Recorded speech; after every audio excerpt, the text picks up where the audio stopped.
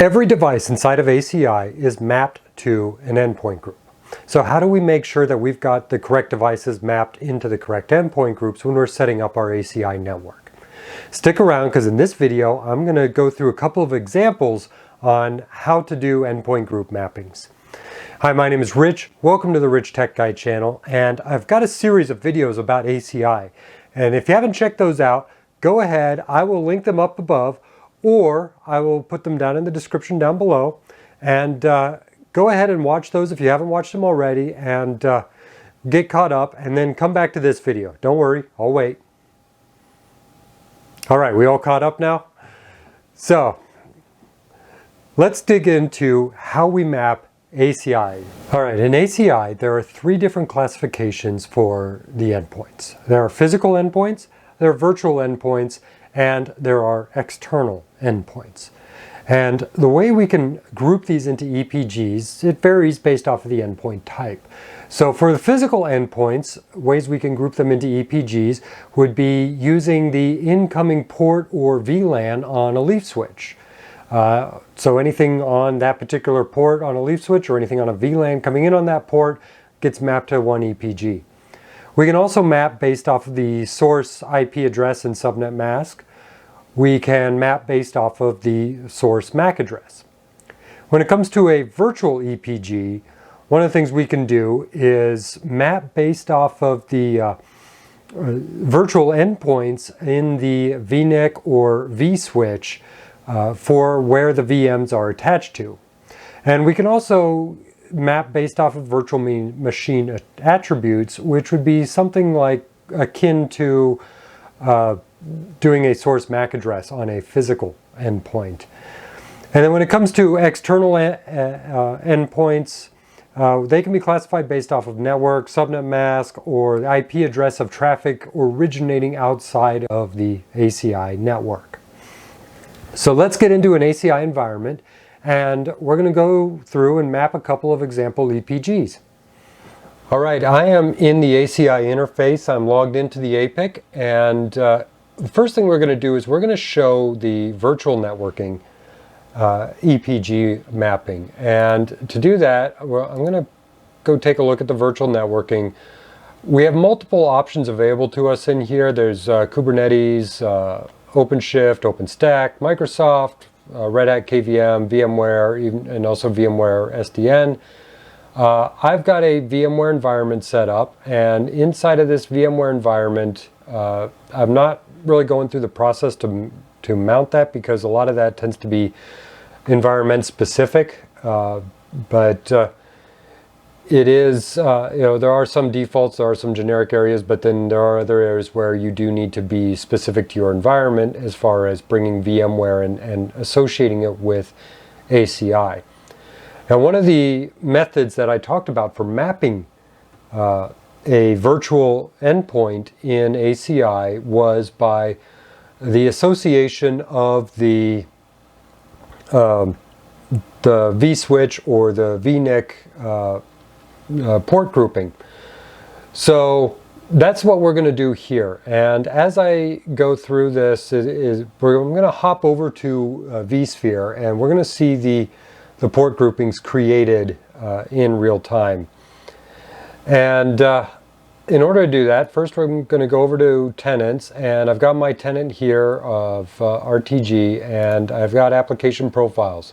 So I don't have anything in here yet, and we're just going to go ahead and create a simple application profile with 3 endpoint group mappings. So if I right click on application profile, I get the option here to create that. And let's give it a name. So I can go ahead and click submit, and there's my application profile. So let's go a little bit deeper. We'll open that up, and into the topology. There are numerous ways we can go about building this out. I can actually go into this. I can right click here and I can say create application EPG. There is an easier way, and that is on that application topology. I've already demonstrated this in my second ACI video, so some of this will be familiar to you if you've watched that video. And I'm going to grab this circle here that has the E in it for EPG, and I'm just going to grab it and I'm going to drop it in here in the field. And it says create EPG. So I've already got the bridge domains built out for this, and what I'm going to just do is I'm going to quickly build it out. I've got the name is going to be 20, and this is going to be web. We're going to have a simple EPG, as I said, a web server tier. We're going to have a back-end application server, and then we're going to have a database server to handle the data that the application server will be calling from. So the significant octet in the IP address range I've got for the bridge domain is going to be 20 here for the web tier, so I am going to go ahead and set that up with a bridge domain. It's 192.168.20. 0 is the IP address range I've assigned to that, and so because of that 20 octet, I'm just naming it 20 web. So it's the web tier in the IP address with the third octet of 20. So I'm going to go ahead and click OK. Now there's a little quirk to ACI, and before I go any further in here and start building out my endpoint mappings, I have to click submit down here. If you don't do it, you're just going to get a bunch of errors and you're going to have to redo your work. So I'll click submit. That puts it in here. And now I'm going to go ahead and I'm going to add in EPG mapping. So I've got a few options. Bare Metal, VMware, Microsoft, Red Hat, OpenStack, Kubernetes. So we've got the VMware environment built out. I'm going to go ahead and grab that, and just, it has that circle there. I drop it inside the circle, and now I've got this created. So I have this toolbox domain here, or this little toolbox icon here. Add VMM domain association. So I'm going to do that and select the option here, and I've got my vCenter domain set up. Everything else here we're just going to go ahead and leave as defaults. I've already created a VLAN pool for the association or within the vCenter and the VM virtual networking. So that was done during the time I set that up. So I can just go ahead and click submit. It's going to go ahead and create this. We can close out this window. It's going to load, and there it is there. And if I go into vCenter, notice I've got my vSwitch built out, and I now have this port grouping inside of vCenter for, notice it's got my tenant name, RTG, then it has the application profile name, so RTG app, and then it has the name of the EPG or the endpoint group mounted, and also it just randomly picked a VLAN ID that was available. So real simple. Let's hop back over to the APIC. I'm just going to verify, click submit, make sure everything's good. We're going to drop another endpoint group in, and this one is going to be called 21, and this will be the back-end application server. Again, I need to set a bridge domain to it, and click OK. It puts it here, and again we've got our weird little quirk with ACI. I've got to hit submit, and it moves it around for me. And so now I can add the VMware endpoint.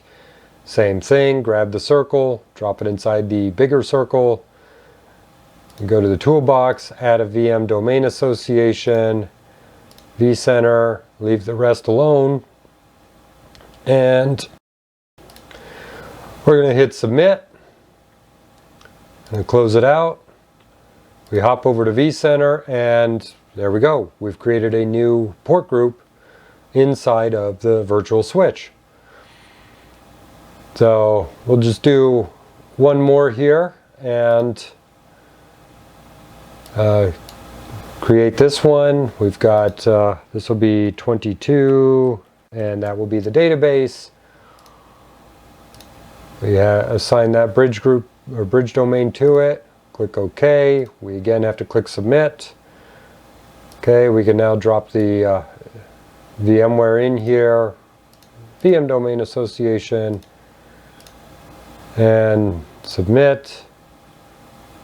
Close that out. And if we hop back over to vCenter, there we have it. So any VM, so if I create a web VM, a web server VM, I just assign it its networking into the web group. If I create a VM that's running the applications on the back end, I can just assign it into the app group. And then if I have the database VM, again, when I'm building out the networking for that VM, I just assign it into the database port group. And it's already mapped into the EPGs.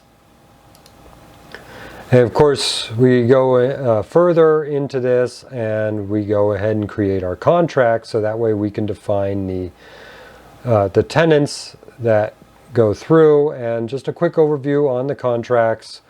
Again, I covered this in my second ACI video, but we're going to go ahead and just as a quick refresher, run through it. So I'm going to grab this contract here, and I'm going to, the thing about the contracts is you have the consumer and the provider. So the provider is what is providing the data, the consumer is what is requesting the data. So in this particular case, I'm going to have my app server, and it's going to be the consumer. Actually, no, other way around. I got to drop that. Let's cancel that out. Okay. Your first drop is actually going to be on the provider. So I'm going to put it into the database.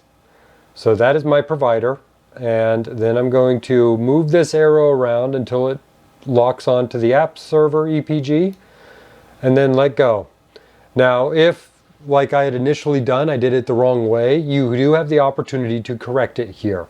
You have your consumer EPG, your provider EPG, so you can use these drop downs here and you can change them back around to be correct if you went at it the wrong way.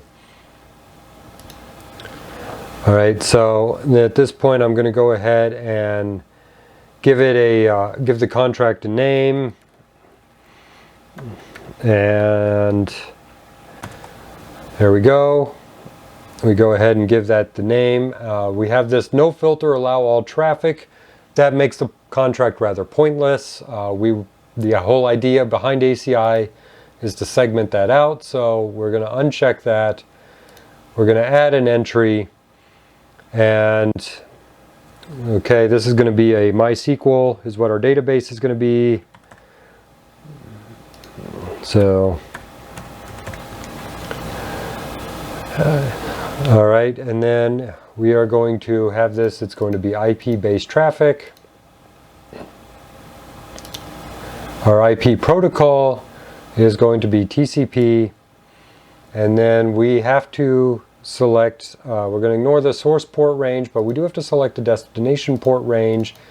So our target port is going to be 3306, and because it's a range we have to do it again because we only want 3306, and there we go. We can click update and click OK, and we have our contract. So again, what we're going to have to do very quickly here, this little quirk with ACI in this screen here, is we have to click submit, and that will associate the contract to the correct EPGs, and off we go. So I'm going to quickly create the other contract here between the app server and the web, and then we'll come back and we'll get on doing a physical EPG mapping. Okay, we are back in here, and I've already created the other contract, and so we're going to go ahead and map out a physical endpoint group. And the type of physical endpoint group that we're going to map out is called the like button. So go ahead and map out the like button by just looking down below there and clicking on it. And if you haven't subscribed to this channel, go ahead and hit subscribe too. Now, all kidding aside, let's get back into mapping out a physical EPG. So the thing about creating a physical EPG is we're going to have to create a physical domain for the EPG to reside in. And what I'm going to do here is I'm going to head up to Fabric and let that load up here. And then I've got access policies. So I'm going to create a physical domain which is around a non-ACI switch that we're adding into this network. All right, so what I'm going to do here is I'm going to expand the physical and external domains. And we have this physical domains here. I'm going to right click on that, create a physical domain. So the name of that, we're just going to go ahead and name this a legacy switch. And PD for physical domain.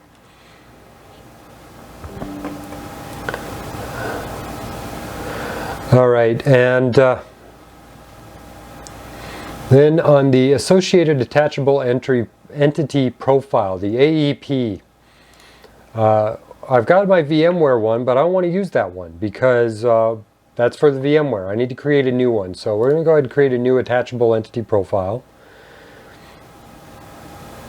And we're going to go ahead and give that a name. So legacy AEP for the legacy switch. And I'm just going to go ahead and click next.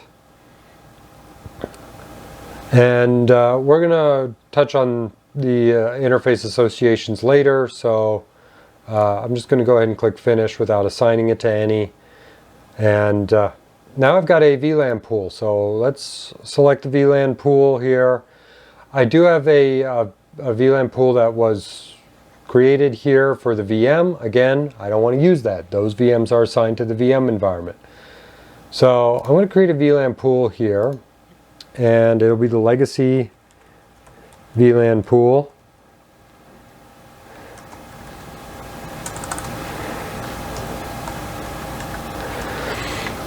All right, and we're going to do a static allocation and click that plus sign to create some blocks for it. And in the range field, we're only going to assign one VLAN to this. So basically, we're just going to be looking for VLAN 10 coming into our ACI environment. And we're going to assign VLAN 10 as into the physical domain and the EPG. So I'm going to go ahead and click OK. We're going to click Submit.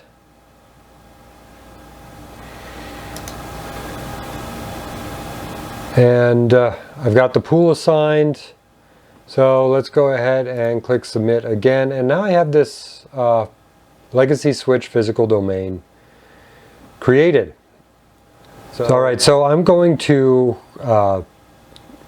with this domain created, I'm going to go ahead and expand out the interfaces folder. And I've got leaf interfaces and spine interfaces.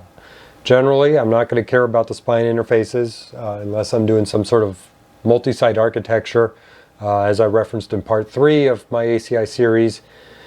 So instead, I'm going to go into the leaf interfaces, and I have policy groups. So I'm going to expand that out, and I have a leaf access port. So let's create a leaf access port policy group.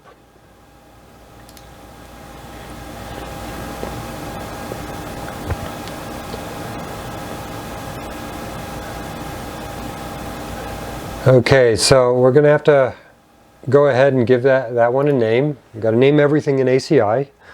So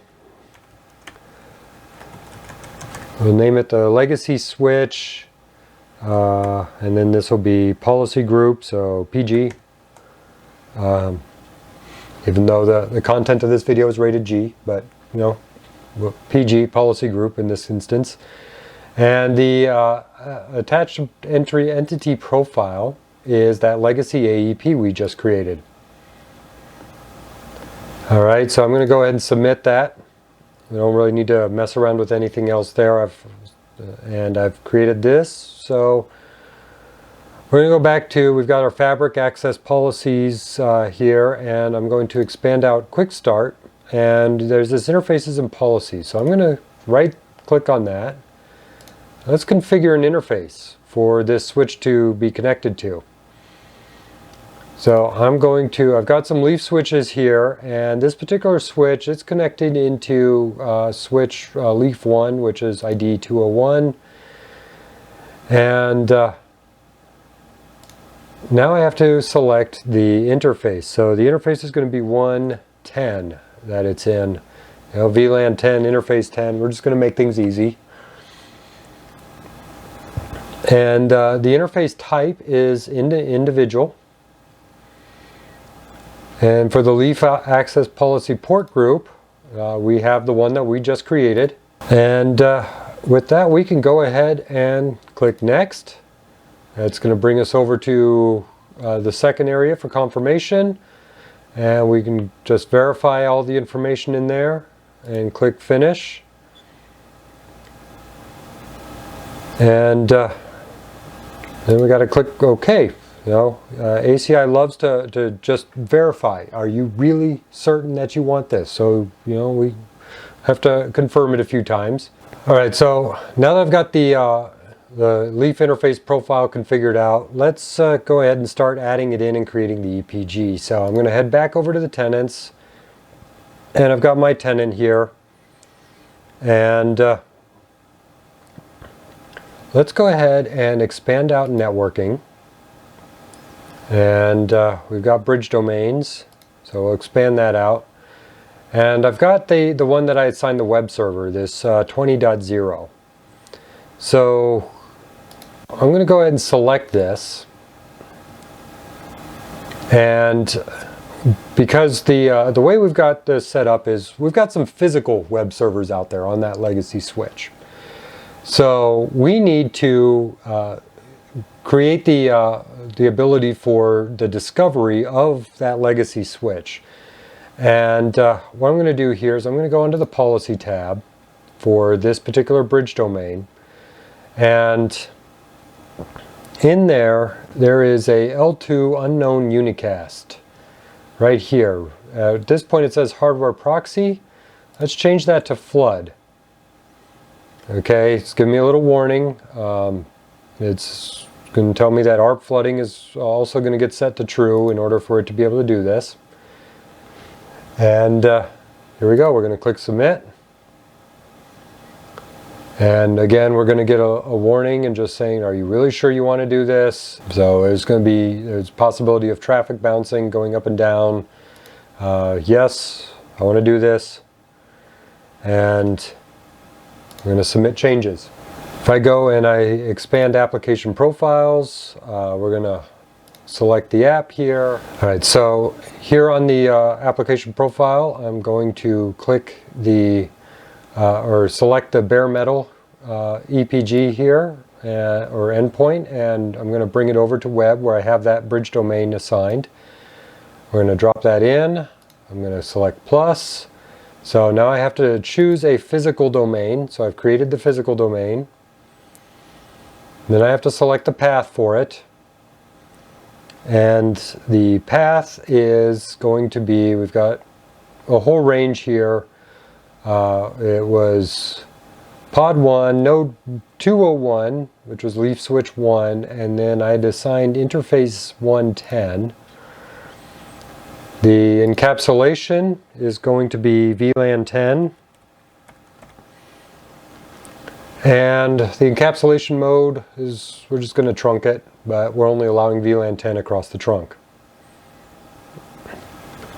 So I'm going to go ahead and hit enter. That's in there. I can go ahead and close this out. Again, we're just going to click submit down here just to make sure. But now notice we've got two endpoints associated to the web EPG. So this was adding a physical EPG onto here by using the source switch and port interface. Okay, so now I've got my EPG or my application profile all built out. I've got EPGs set up. I've got the endpoints mapped into those EPGs, both virtual and a physical bare metal EPG. So what am I missing here? Well, I'm missing a way to go out to the outside world.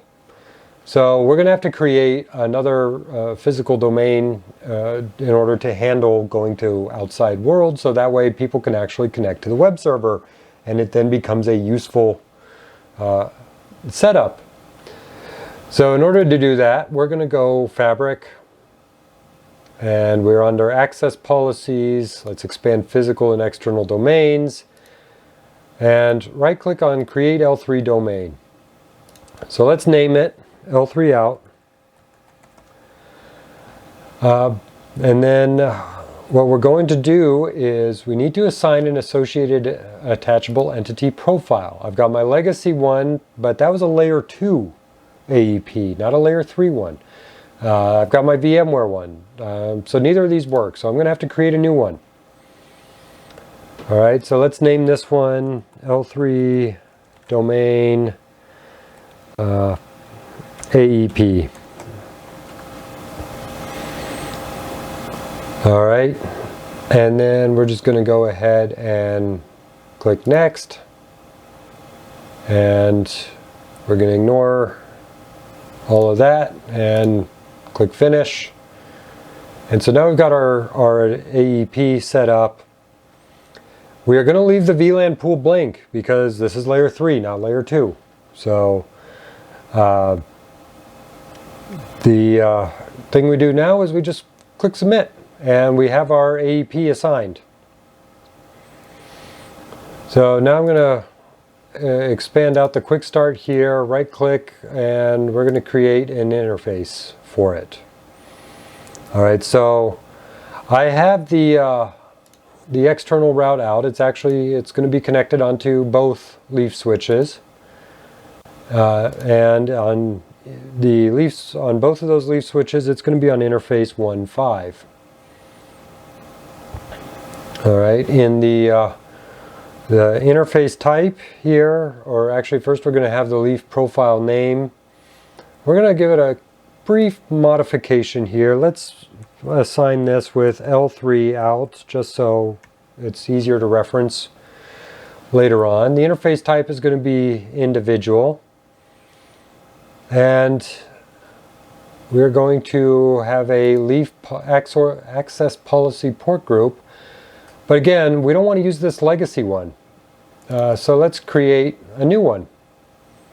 And I just realized I misspelled legacy when I named that particular one.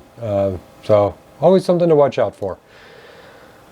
Alright, so we're going to name this L3 Domain PG, and we're going to have to create a link level policy.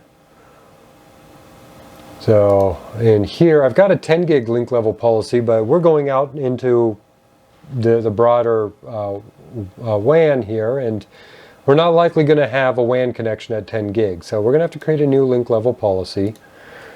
And this is going to be a 1 gig connection over to our router. And let's make sure that's 1 and not an explanation mark. Auto negotiation. We're going to set that off. Alright, so we're going to go ahead and submit that. And then the attachable entity profile, we have the L3 domain that we've created. We do need to create a CDP policy. I've already got a CDP policy created for turning it on. So we've got a Cisco router, we're doing CDP. Let's go ahead and turn that on. And now I can submit. And we're going to go ahead and click Next, verify our information, and finish that out. And once again, ACI wants to really make sure we've got it confirmed, so I'm going to go ahead and click OK. Alright, so now let's go back into our tenant here that's been created. And we're going to expand networking. And I have L3 outs. So let's go ahead and right click L3 outs, and we'll go ahead and create an L3 out because We have to associate that to the tenant. All right, so it's going to be, we're going to name that L3 out, and let's go ahead and add a routing protocol we're going to use. So OSPF. All right, in our VRF dropdown, it's going to be VRF01, along with everything else we've got going on here. And our L3 domain, we have our L3 out that we created. All right. We are also going to go ahead and check the OSPF checkbox because we're using OSPF. The area ID that we're going to use is 0. We are in the main area for OSPF. We're not doing any stubby areas. And the OSPF type is going to be a regular area, not a not so stubby area, not a stub area. It's a regular area, as area 0 should be on a OSPF assignment. And then we're going to go ahead and click next. So now we come to our nodes and interfaces. And I have a node ID here. Let's go ahead and select leaf 1. And then in our router ID, we're going to assign a router ID for OSPF. So 201.201.201.201, as we are node 201. The interface we're going to select is ETH15. And we are going to, I'm just going to go ahead and set this IP address here, 192.168.100.1/24. Of course, in your environment, that IP address is going to be based off of whatever you have going on. Under the hide interfaces here, or next to the hide interfaces, we're going to add another row. And now we're going to add the other leaf switch. All right, for the router ID, well, the leaf switch is ID 202, so we're going to do the same thing we did there.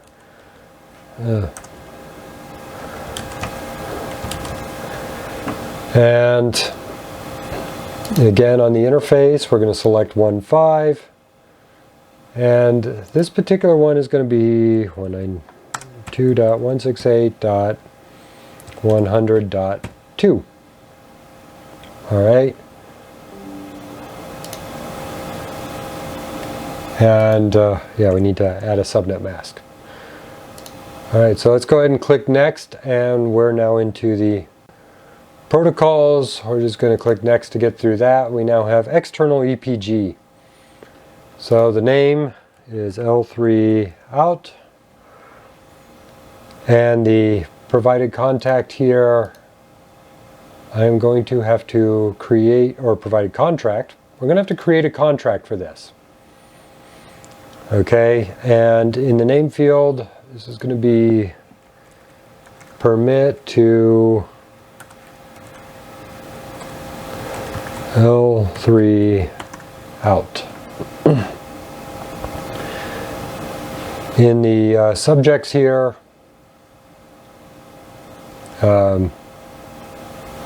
actually subjects table, here we're going to go ahead and click that plus.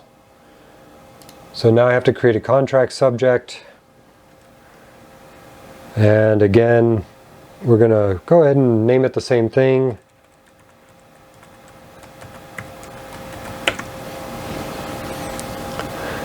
And in the filters here, let's go ahead and create a plus filter here. And what I'm going to do is I've got a name option here. Let's select ICMP. We're going to allow some pings. And just click update. And all right, we're going to go ahead and click OK. Click submit. And then we're going to go ahead and click finish. All right, now let's go back to our bridge domains. And We're going to expand out this 21 and we're going to expand out subnets. And select the 192.168.20.0 subnet. And this subnet now, because we are going to have our web servers, we need them accessed externally. I'm going to go ahead and check this box now, advertise externally. So when I create that contract and set everything up for layer 3 out, OSPF is going to advertise this route externally. It's quite helpful. And we're just going to go ahead and submit the changes. So now I'm going to go ahead and click on the bridge domain itself here, and we're going to take a look at the policy tab. And we have L3 configurations. So I have associated L3 outs. We have an L3 out here. It's advertising the subnet externally. All right, so this is just showing that everything that we have here is set to go outside. So now, let's head back over to our application profile and to our topology here. All right, so we're back into our application profile here, and in the application profile, I am going to expand out the application EPGs here. I've got my EPGs assigned, and I'm going to go ahead and click on Web here, or right click on Web.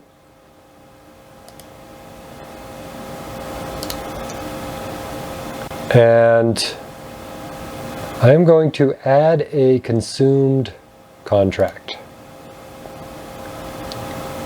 So the consumed contract here is going to be permit to L3 out. All right, everything else I'm going to leave unchanged. I'm going to click submit. And if I go take a look at the EPG topology, there it is. We now have a layer 3 out with a contract to the web. If I go take a look at this contract, at this point all it says it's going to allow is pings. Or it's filtering out pings. It's allowing all traffic except for pings. So we don't want people pinging our web server. A little bit of a security detail there, but all the other traffic is going to be allowed. So just go ahead and leave that as it is, and look at that, ACI moves everything around on you. So there we go, that can help things to look a little bit better. All right, so hoping that this is very useful to you, and if you got more ideas about what to cover for ACI, go ahead and hit that comment down below. And if you like this content, hit that like button, hit the subscribe button if you're not already subscribed to this channel. And the other thing is I'm working on some projects related to this channel, and including something very big for anybody looking to get into networking or start a career in networking. I'm looking to create something to help out people like that. So please stay tuned, and I will see you in the next video. Keep learning, keep studying, keep improving. Thank you.